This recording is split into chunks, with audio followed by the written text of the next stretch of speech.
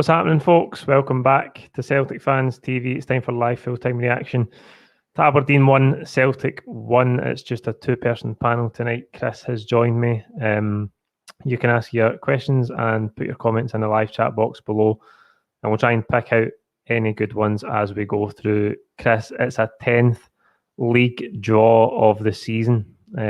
We've drawn a third of our league matches.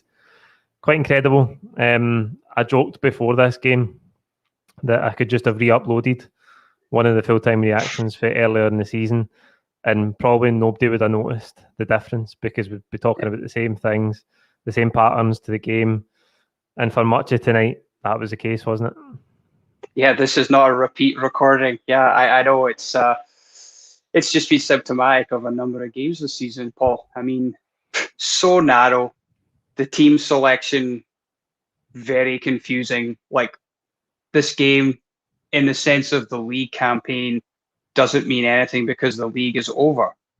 Granted, some of the players have been put out on loan, but why not give Dembele 90 minutes instead of 10 minutes? Why play Brown instead of Sorrow? It's so strange, but about 15 minutes into the game, I'm thinking this is just like watching Celtic under Neil Lennon, but it's just John Kennedy in disguise. The formation, the setup, the tempo of the play. We weren't pressing the ball fast enough. And yeah, I mean, 10 draws. That's 20 points. It's essentially the gap between us and Rangers. That's it in a nutshell. Yeah. Jamie McGowan is saying the players haven't turned up all season, and he's right. And that was why before the game, there was quite a lot of disappointment with the lineup, because I think we all wanted to see changes, but we're all obviously still down for Sunday's defeat. And this is a team, the bulk of this team, just about everybody has underperformed and let us down this season. So I expected to see more changes than there was. Beaton came back into the team, and Ayer went out, and Taylor replaced Laxalt. But other than that, it's just the same old, innit? You've still got players in there. Brown, who I thought again was poor tonight. Christie again, really poor. Eduard again, really poor. I mean, how can we be expecting anything different when we've been watching the same movie for every single week this season? Yeah, one of the fans just commented that it is Groundhog Day. That's literally what it feels like, in all aspects of the selection, how we're playing. I mean, if I was to give any player pass marks this year, the list would be very short. It's probably Ayer, who at times has played well and tried to lead at the back. And I think Turnbull has done well for the majority of his games since he started coming into the team around November. Other than that, everybody has grossly underperformed and hasn't maintained the standards that we set over the last 4 years. Rodgers before Lennon, and it's just, the collapse is hard to fathom. And yeah, I agree with you, Paul. I was fully expecting at least 4 or 5 changes to the lineup. Bleed in some other players, give them some minutes. Dembele would have been the perfect example. I agreed with your pre-team selection. Give Ralston a game, because who was at fault for the first goal? Yet again, John Joe Kenny decides to come off the post. Ferguson gets in there first.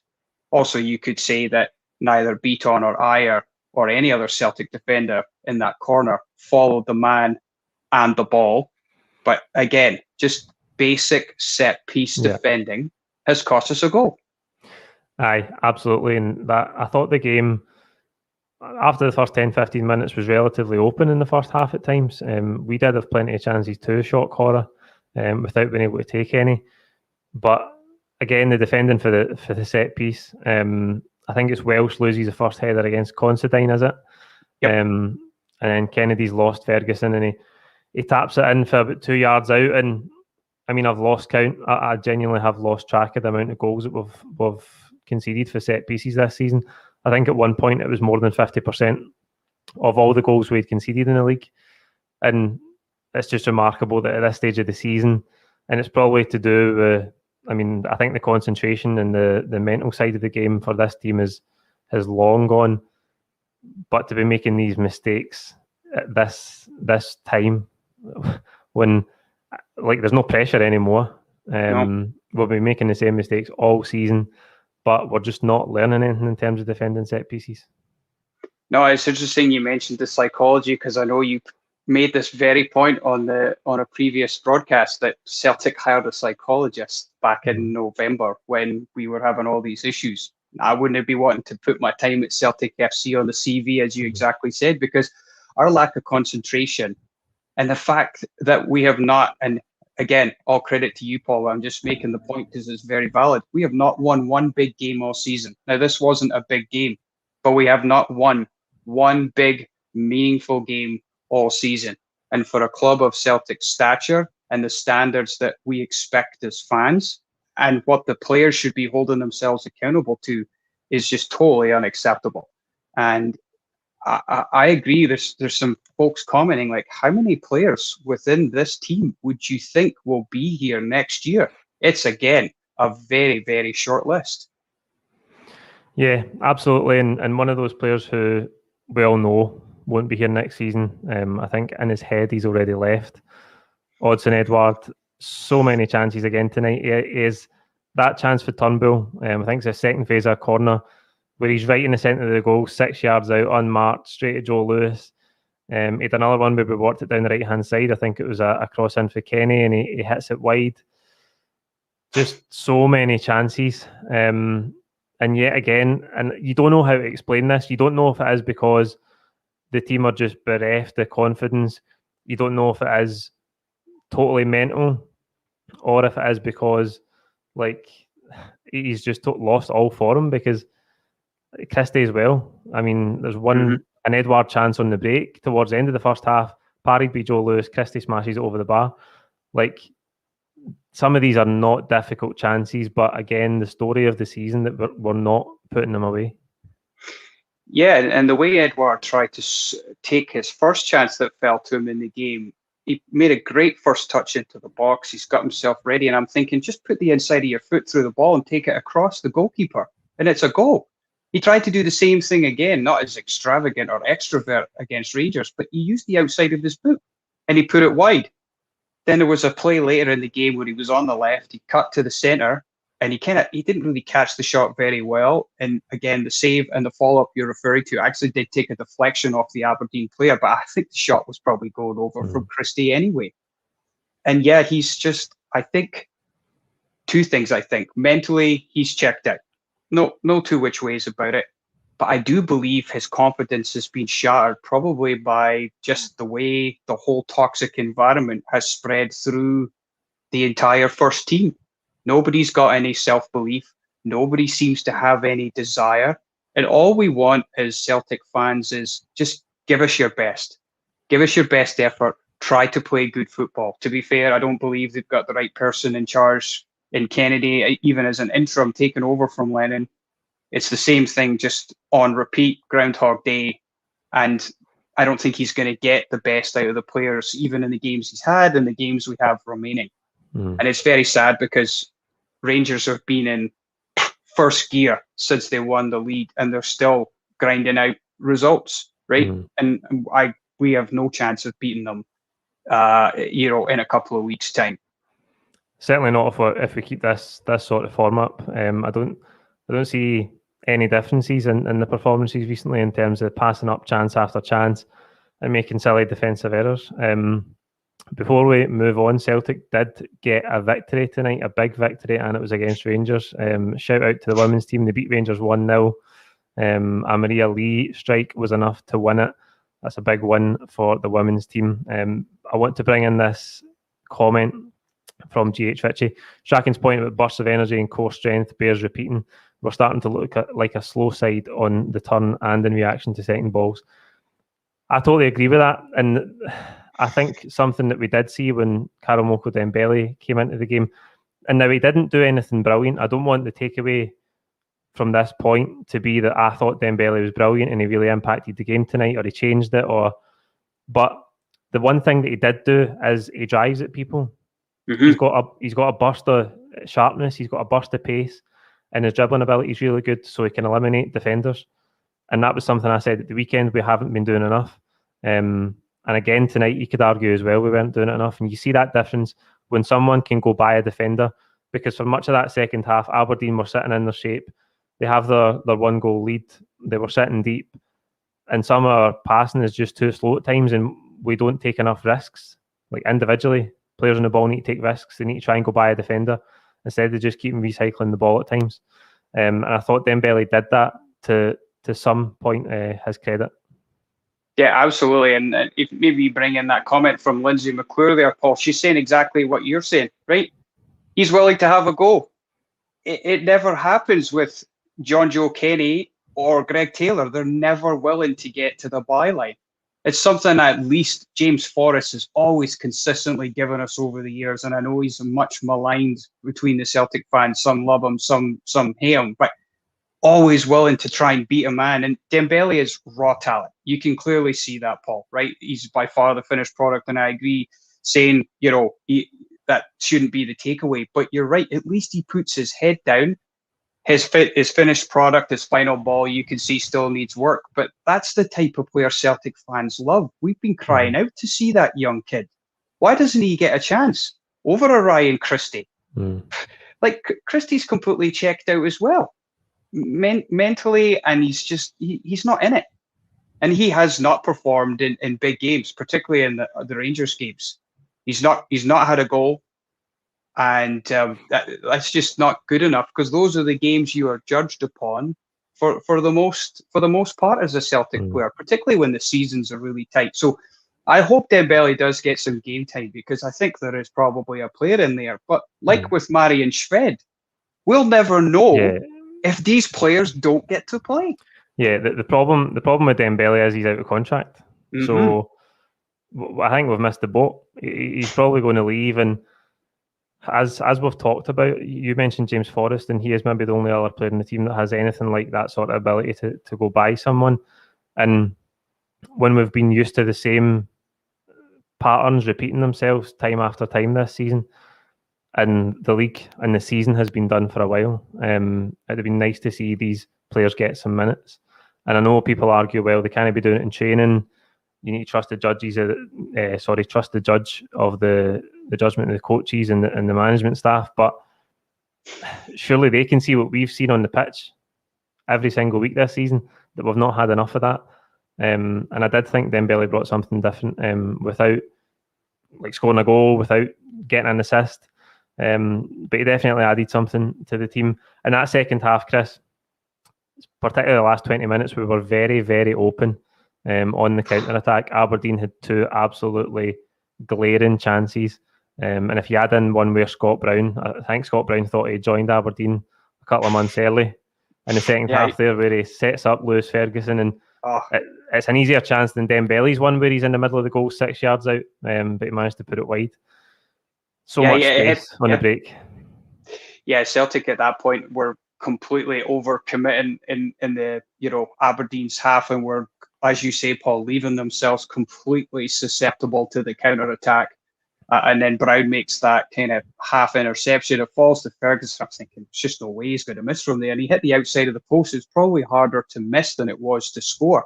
And to be fair to him, in his first half, he could have had 2 goals, easily 2 goals as well.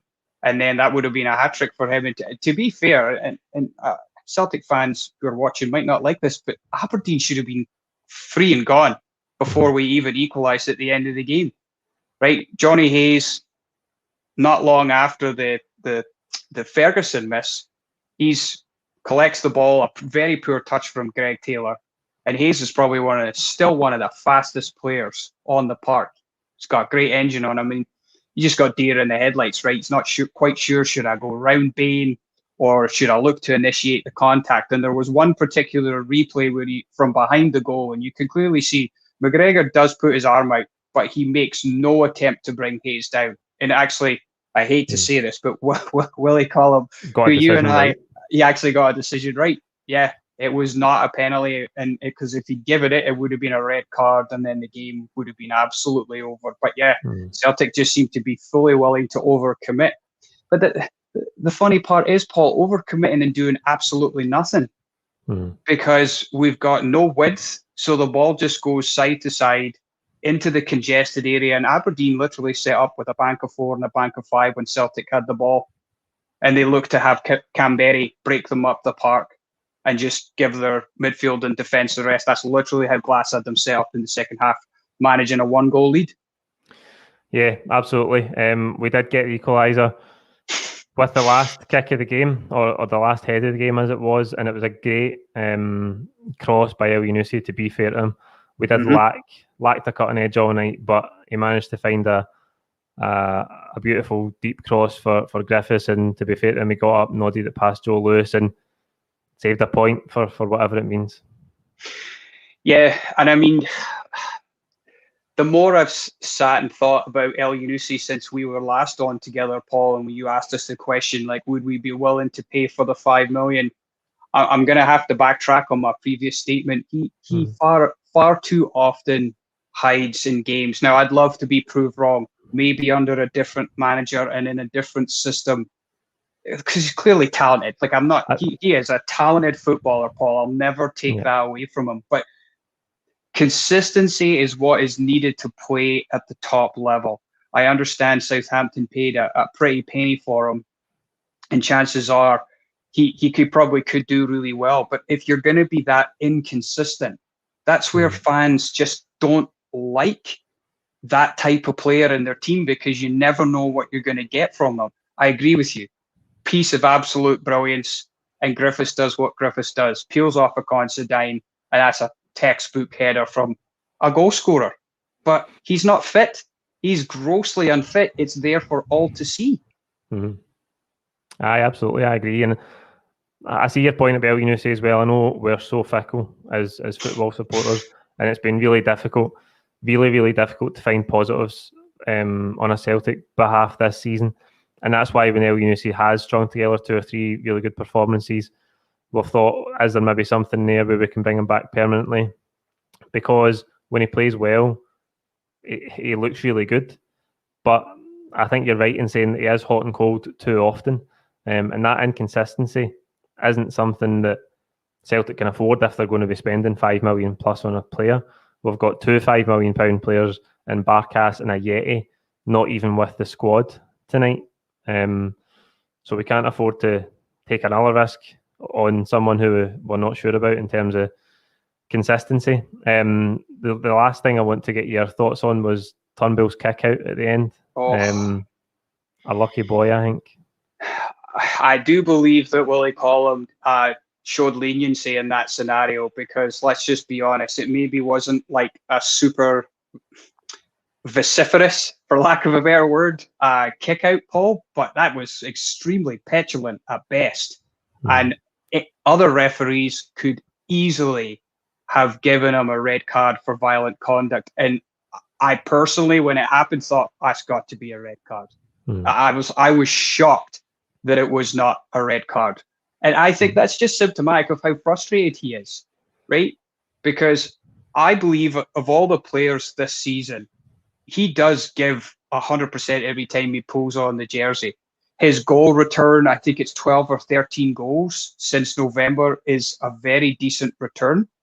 And same for Elyounoussi, I think it would be fair to probably give him a pass mark for the season, given his goal tally and assist tally, Paul. That would be unfair not to probably put him in with Ajer and Turnbull, right? Yes, he's been inconsistent, but I think he has played better than most of that first team this year.